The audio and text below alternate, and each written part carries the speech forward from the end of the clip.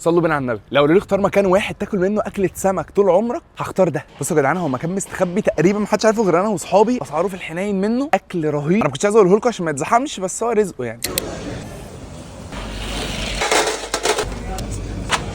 هو على الوقار مش حاجه تطلع على الدهان.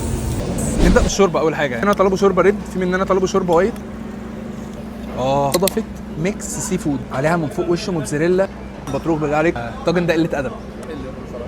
واحد المكرونه اللي عليه شويه الشبت كابوريا بالسي فود، تديها التقليبه التمام.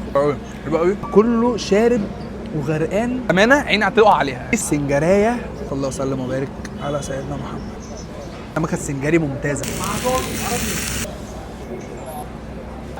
دي لا دي سمكه وقار كريمه بالبطاطس، دي زبده وكريمه.